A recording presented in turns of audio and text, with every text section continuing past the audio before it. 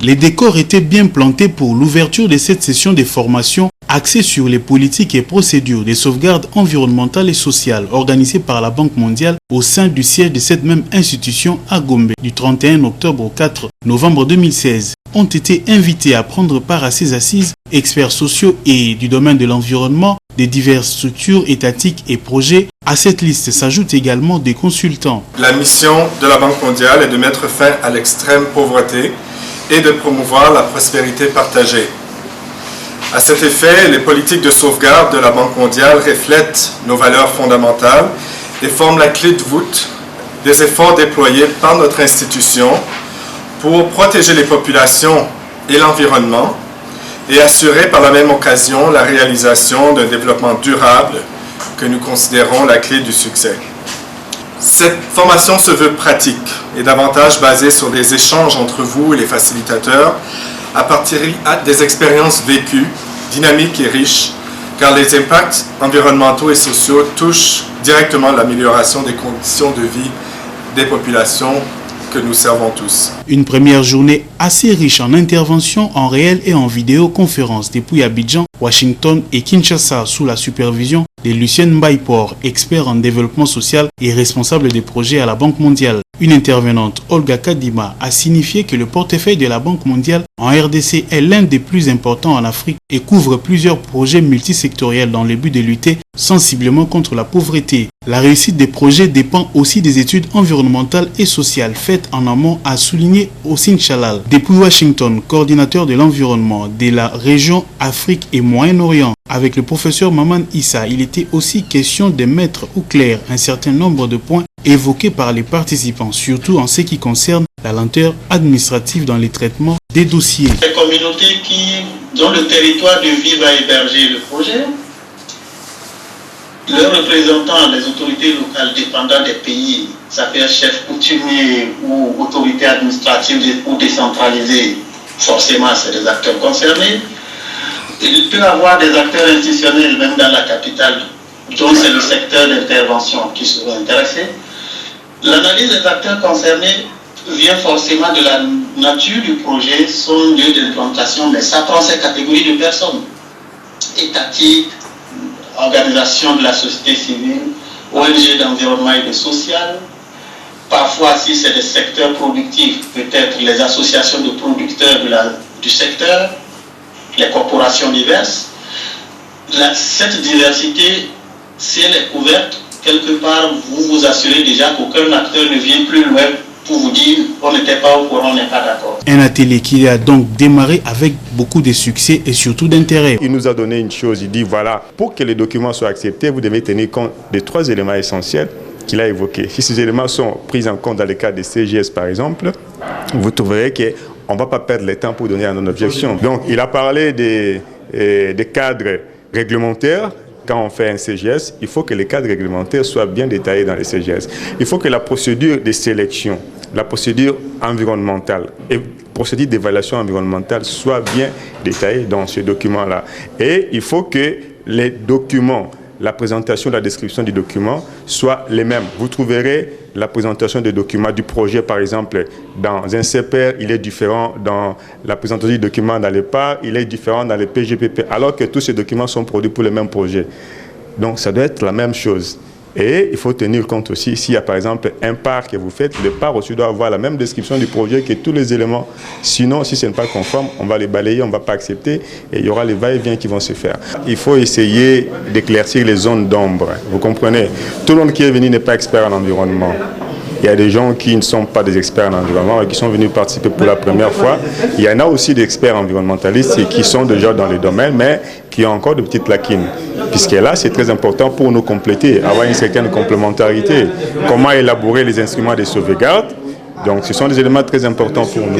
Lucien Mbaipor s'est donc apaisanti sur la réinstallation involontaire des peuples pour l'exécution de certains projets qui sont tout de même au bénéfice de ces mêmes peuples. À cet effet, la nécessité d'instaurer un dialogue, voire une consultation au préalable, s'avère nécessaire auprès des peuples que l'on trouve sur un territoire en expliquant les biens fondés du projet. Aussi, l'assurance qu'en cas de déplacement, ces peuples pourront continuer à émerger. Autant des techniques et des méthodes livrées ici par l'expert en développement social de la Banque mondiale auprès des participants. Avec une méthode plutôt interactive, cette formation était un cadre d'échange propice entre les acteurs du social et de l'environnement. On a appris quelque chose de nouveau qu'on négligeait, par exemple comment faire le lien entre la politique du pays et la politique de la banque et comment faire la conclusion. Souvent, nous, on croyait que c'est la politique de la banque seulement qui prime en cas de divergence. Mais maintenant, on vient de nous dire qu'on doit chercher la politique qui donne davantage, les meilleurs avantages aux populations impactées. Donc, bien que nous le savons, les traités, c'est-à-dire les politiques internationales auxquelles nous adhérons prennent le pas, mais dans ce cas-ci, il faut voir aussi beaucoup plus l'intérêt des personnes affectées. Il faut toujours apprendre, il faut toujours se mettre à jour et il faut toujours se frotter aux autres experts, parce que on connaît toujours en partie, mais lorsqu'on se frotte à d'autres, on apprend toujours. La loi portant principes fondamentaux relatifs à la protection de l'environnement demande que tout projet de développement avant son exécution passe d'abord par une évaluation environnementale et sociale. Et comme on est à l'étape où les pays accèdent à son émergence, il y a pas mal de projets qui arrivent dans les pays. Et avant l'exécution, chaque projet doit passer par l'évaluation environnementale. Et l'évaluation environnementale met un accent particulier sur le bien-être des personnes affectées par les projets. C'est ainsi que la formation d'aujourd'hui, vraiment, elle est très importante et capitale parce qu'elle tient compte du bien-être de la personne impactée par le projet. Cette activité est très importante pour nous, puisque vous voyez dans beaucoup de projets qu'on réalise ici en République démocratique du Congo, il n'y a pas de personnes ressources pour tout d'abord élaborer les études des impacts environnementaux. Et dans le projet, on ne joint pas les parts, les PCR et beaucoup d'autres études qui ont trait à la gestion de l'environnement. Voilà que la formation que nous sommes en train de suivre est en train de nous éclairer sur cette matière. En tout cas, la formation est très importante pour nous. L'enjeu de cette formation était aussi de créer les conditions d'émergence d'une expertise nationale de haut niveau en matière de sauvegarde environnementale et sociale, la possibilité d'avoir un noyau de cadres bien formés aux méthodes et techniques de mise en œuvre des mesures de sauvegarde environnementale et sociale dans les projets et enfin permettre à la Banque mondiale non seulement d'accroître l'efficacité de ses interventions dans les projets, mais d'économiser de l'argent et de gagner en temps dans la préparation et la mise en œuvre de projets, faisant suite aux politiques 4.12 et 4.10 de la Banque mondiale axées sur la réinstallation volontaire et les peuples autochtones, entendu que la Banque mondiale développe 12 politiques, dont 2 en matière sociale et 10 environnementales. Comment élaborer un plan d'action de réinstallation? Comment élaborer une étude d'impact environnemental et social? Comment élaborer un cadre de planification des peuples autochtones et un plan en faveur des peuples autochtones? On a discuté de tout cela. Et également, on a parlé des consultations. Comment organiser les consultations, les rendre intéressantes et surtout comment choisir les personnes à consulter. Nous avons également parlé du mécanisme de gestion des plaintes, qui est un peu un problème dans nos projets parce que ce n'est pas tous les projets qui en ont, ou bien même quand ils en ont, ils ne le mettent pas en œuvre. Donc on a eu à faire des recommandations aussi par rapport à cela. Nous avons également reçu l'ACE, qui est l'Agence congolaise de l'environnement, qui nous a fait une présentation sur les prérogatives de l'ACE, avec des discussions très chaudes et des recommandations que nous allons lire.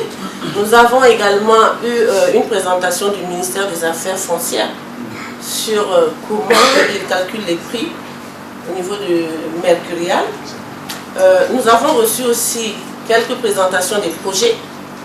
Le projet STEP, qui nous a donné quelques exemples dans la mise en œuvre des plans d'action des peuples autochtones, et également le projet PMU qui nous a montré comment faire un rapport de suivi des projets.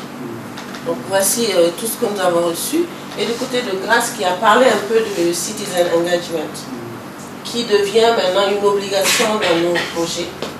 Et nous avons eu 4 ou 5 projets pilotes dans lesquels nous allons essayer de développer cet outil, le Citizen Engagement. Le directeur des opérations de la Banque mondiale en RDC, Amadou Moustapha Ndiaye, a tenu à répondre aux nombreuses préoccupations soulevées par les participants, tout en les encourageant à mieux travailler, surtout dans les conditions où les projets sont exécutés en République démocratique du Congo. Lorsqu'on parle d'institutionnaliser la capacité, ça veut parfois dire avoir moins recours à des consultants, parce que la capacité sera à l'intérieur de la maison.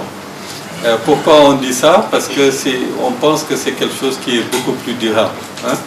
Et donc, une chose qui se discute de plus en plus, c'est de dire, là c'est bien d'avoir cette formation, mais quel est l'effectif de la formée ici? Vous étiez combien? Près de 50. Près de 50. C'est considérable, mais à l'échelle des besoins, c'est très faible. Et donc une question qui se pose de plus en plus, c'est comment essayer d'intégrer ce genre de formation-là à l'université, dans les écoles de formation, etc., de telle sorte qu'on aura en fait une cohorte beaucoup plus importante. Mais je voudrais dire quand même pour le secteur foncier, des affaires foncières, on a finalisé une grande étude de la revue foncière qui a été publiée. D'ailleurs, on voulait faire une dissémination qui montre toutes les problématiques, tous les enjeux. Effectivement, c'est un secteur qui touche à tous les autres secteurs. Quand on parle de développement urbain, quand on parle de l'agriculture, quand on parle des infrastructures, ça touche à tous les secteurs, donc il nécessite vraiment d'être appuyé. Mais je crois que le fait d'avoir déjà fait cette analyse nous permettra d'avoir des discussions avec le gouvernement pour identifier en fonction de la volonté du gouvernement les pistes d'appui. Le souci d'équilibre, c'est que lorsqu'on regarde ceux qui sont dans l'administration publique, les niveaux de rémunération par rapport aux autres qui viennent en appui, ça pose souvent des difficultés. Et bon, on nous le reproche toujours de dire ah, vous avez choisi vos élus, hein, alors que nous, on est là, nous aussi on fait le travail, on n'est pas rémunéré. Mais vous faites un travail qui est différent, vous n'avez pas la même sécurité au niveau de l'emploi, etc. Ça, nous le comprenons. Mais en 2013, il y avait une grille qui a été établie pour essayer de guider, d'orienter les agences d'exécution. Bon, ça fait déjà 3 ans. C'est peut-être une opportunité de revoir un peu cette grille-là. Ces projets initiés par des gouvernements peuvent nécessairement avoir un impact positif ou négatif. Ces outils permettent donc de prévenir et atténuer les impacts des concerts avec les concernés. Au bout des 5 jours de travail intense, les participants en sont sortis outillés. Nous remercions d'abord la Banque mondiale d'avoir associé le mouvement autochtone de participer à cette importante formation parce que nous développons également un projet qui est le mécanisme des dons dédiés dans lequel les outils de sauvegarde sociale et environnementale de la Banque mondiale sera vraiment appliqué. Et raison pour laquelle nous sommes là, nous étions là dans cette formation pour participer, afin de comprendre comment est-ce que ces mécanismes des outils-là fonctionnent sur le terrain, pour voir comment est-ce que nous, en tant qu'autochtones, pouvons faire le suivi. Avec la politique de la Banque mondiale, nous avons dans les cadres de gestion environnementale et sociale des outils comme le cadre de planification en faveur des peuples autochtones, un document dans lequel ça prend en compte les questions liées au peuple autochtone dans le milieu où le projet de la Banque mondiale se réalise pour voir comment est-ce qu'on peut produire des plans de développement local des peuples autochtones pour apporter des questions ou des solutions sur les questions liées au développement de ces peuples dans les milieux où le projet se réalise. Nous avons renforcé nos capacités par rapport aux mesures de sauvegarde environnementale et sociale. C'est l'une des piliers pour la réussite d'un projet. Parce que la non-prise en compte de volet environnemental constitue un handicap pour l'avancement et l'aboutissement d'un projet. Raison pour laquelle cet atelier a été d'une grande importance pour tous les environnementalistes qui gèrent les différents projets qui sont financés par la Banque mondiale en République démocratique du Congo. Les politiques de sauvegarde sont des politiques qui viennent renforcer un peu la mission de la Banque mondiale, c'est-à-dire que les projets c'est pour la réduction de la pauvreté, mais en mettant en œuvre les projets, vous risquez de créer d'autres pauvretés, d'autres problèmes. Alors comment est-ce que le tout doit être ensemble, c'est-à-dire que par exemple en construisant une route, vous pouvez détruire des maisons. Comment faire en sorte que tout le monde soit satisfait et qu'on ne puisse pas considérer que pour certaines personnes, leurs bicoques sont moins importantes que la route, alors ils n'ont rien à dire. Donc c'est une justice sociale et c'est aussi pour éviter les problèmes et pour aussi la durabilité des résultats que les projets sont en train de rechercher. Ce n'est pas quelque chose qui vient déranger l'atteinte des résultats des projets, mais qui vient renforcer à long terme et éviter des problèmes qui peuvent à la longue venir gêner l'atteinte des résultats des projets. Cette formation a été pour nous très importante, puisque aujourd'hui là, ce qui vient tout d'abord de m'impressionner, c'est nous venons d'apprendre peut-être ce que nous n'avons pas eu à approfondir à l'université, c'est l'élaboration des outils de sauvegarde environnementale. Vraiment, je suis très ravi et très outillé maintenant. Et surtout que la banque insiste à ce que dans nos institutions, que les spécialistes en environnement soient utilisés dans l'élaboration des études environnementales. Alors ça vraiment, ça m'a beaucoup édifié. La formation a été vraiment très importante pour moi. C'est la remise des brevets de participation qui a sanctionné cette formation de 5 jours. Cet atelier n'a pas seulement le mérite d'avoir formé ou renforcé les capacités, mais aussi a permis de mettre différents responsables en réseau en vue de continuer à mûrir cette réflexion sur cette question assez cruciale.